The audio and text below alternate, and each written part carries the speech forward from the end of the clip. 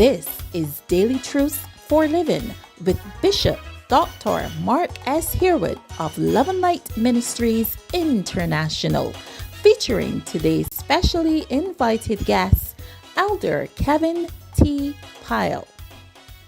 Today we're going to continue that series, the third part of that series called the Jericho Revelation.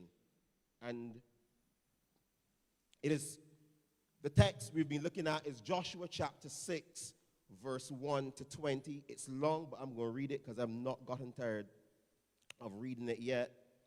It's Joshua chapter 6. You can follow on the big screen. Joshua chapter 6, verse 1 to 20. We're going to get into this quickly. Joshua chapter 6, verse 1 to 20. The Jericho Revelation.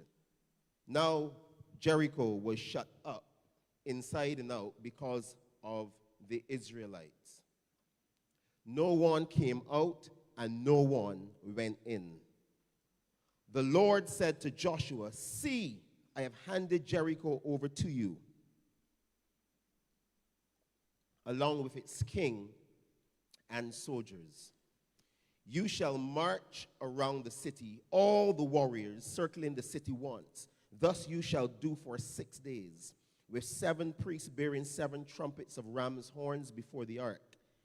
On the 7th day you shall march around the city 7 times, the priests blowing the trumpets." Verse 5, when they make a long blast with the ram's horn, as soon as you hear the sound, someone say the sound of the trumpet, then all the people shall shout with a great shout. And the wall of the city will fall down flat, and all the people shall charge straight ahead. So Joshua the son of Nun summoned the priests and said to them, "Take up the ark of the covenant and have 7 priests carry 7 trumpets of ram's horns in the front of the ark of the Lord. To the people," he said, verse 7, "go forward and march around the city.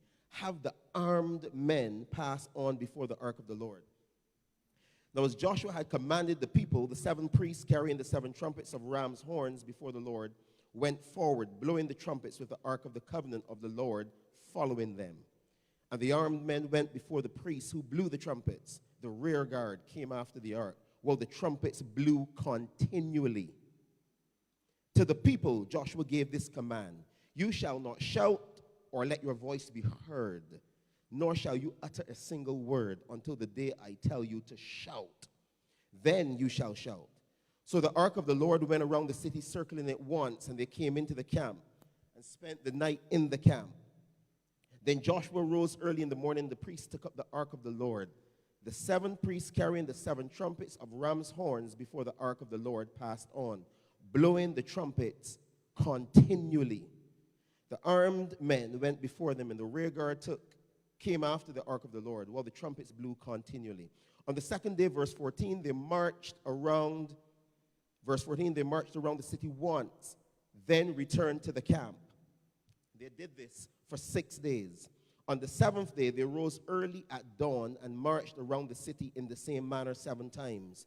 It was only on that day that they marched around the city 7 times.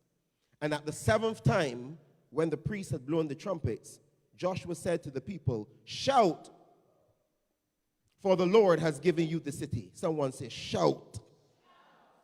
The city, verse 17, "and all that is in it shall be devoted to the Lord for destruction. Only Rahab the prostitute and all who are with her in her house shall live, because she hid the messengers we sent. As for you, keep away from the things devoted to destruction, so as not to covet and take any of the devoted things, and make the camp of Israel an object for destruction, bringing trouble upon it. But all the silver and gold and vessels of bronze and iron are sacred to the Lord. They shall go into the treasury of the Lord." Verse 20, So the people shouted. And the trumpets were blown. As soon as the people heard the sound of the trumpets, they raised a great shout, and the wall fell down flat. So the people charged straight ahead into the city, and they captured it.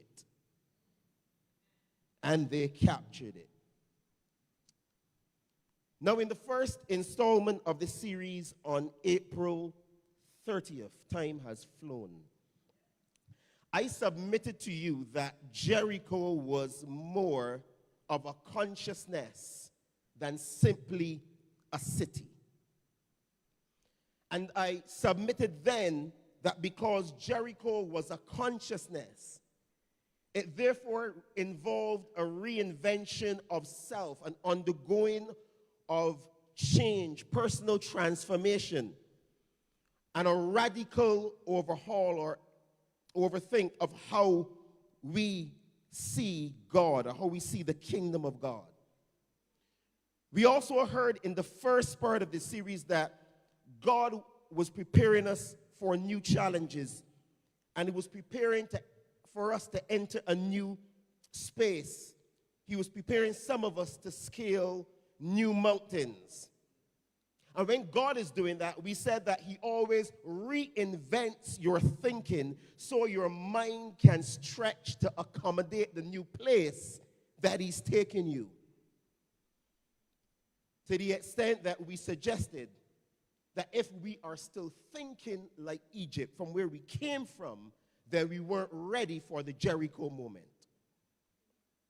And if we were still thinking like the wilderness, we weren't ready to cross Jordan. We also suggested, church, that God uses the most inconspicuous of places, the most insignificant and undistinguished of places to change us. So we talked about how Israel camped in the plains of Moab, and that's where God reorganized them. He renewed them. He caused them to go through rebirth after rebirth before they could cross Jordan. In the second part of the series, on May 7th, we heard how Joshua awakened the anticipation of the people. Someone say anticipation. We talked about how He told them to prepare their provisions. In other words, He told them to pack their bags. Get ready. Something great is about to happen. We also discussed how He told them to identify and to assess, go view the land, especially Jericho. In other words, we talked about paying special attention to that thing that God has in store for us.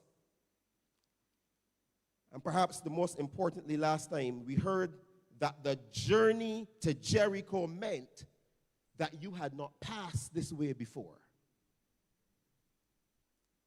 And we heard how nothing in our yesterdays, nothing in our experiences, nothing in our education, nothing in our experience could prepare us for the Jericho moment. The only thing that has the potential and the power to prepare us for the Jericho moment is the Spirit of God.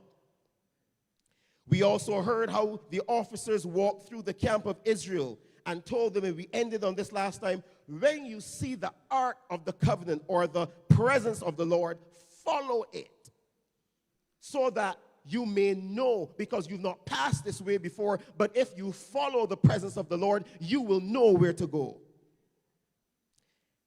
And this comes from Joshua chapter 3. We looked at this last time,